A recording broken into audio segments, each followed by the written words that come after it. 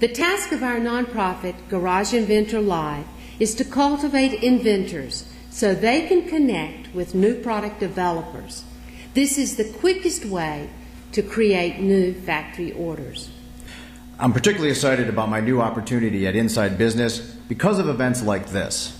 The GarageInventorsLive.com is here to celebrate Northeast Ohio's economic future through discovery, innovation, and reinvention.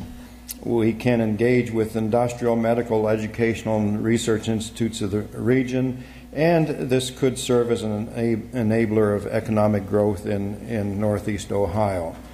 As we see so often, people with individual problems choose to change the direction of their life, their career, to go solve a problem of their own or someone in their families. First of all, we are a nation of immigrants.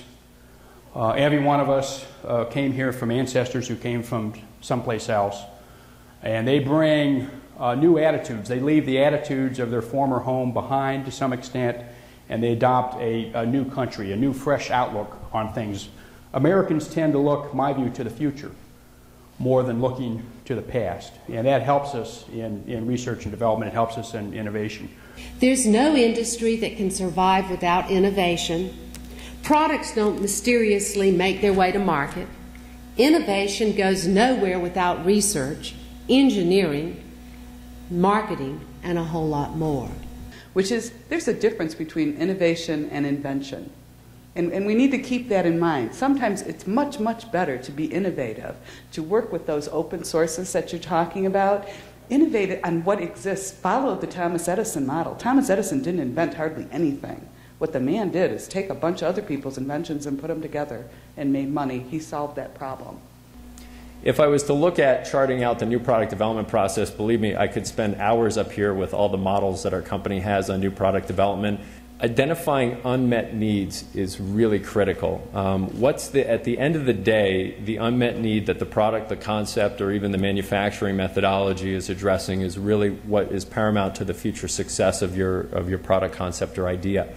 One of the most difficult things we have when we have inventors or people that have great ideas come to us with their ideas or concepts is managing their expectation. So many people think, I saw this at Sears or Walmart and it's $100 and I could make it for $90, so they should buy mine. And they don't realize that no, Sears probably bought that for $50. The manufacturer bought it for $25.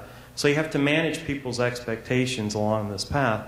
And the idea is an important part of it, but it's only the first piece. And in some models, it's only as much as or as little as 1% of it.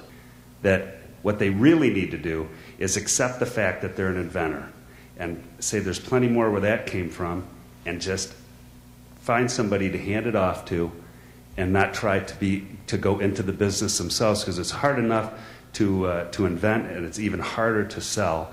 And you have to have relationships with in a mass market. It's so complex. It's beyond anyone's comprehension unless they're in that business. Yeah.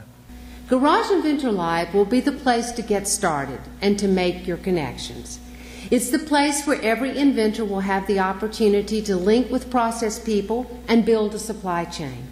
This transforming approach to innovation will give inventors a way to trust in organized process of getting to market.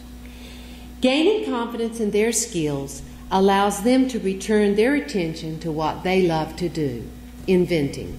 People have taken the time to figure out what the market is, to figure out who they're going to sell to, even perhaps go so far as to get a letter of intent that they would buy a product if you made it for them. Those are the ones that have highest value. Because you have one idea does not mean that you're going to be able to see that one all the way through to the marketplace. That if you have 100 ideas, you've got a much better shot at getting something that's going to hit that marketplace. And that persistence is very, very important to get your plan together and present it, and make sure you're presenting it to the right people. You don't give up on those things. Those are your babies. You can't let them just lie fallow. Will the government work for you? And the answer to that kind of depends. And it depends a lot on you. It's my job to figure out how using the various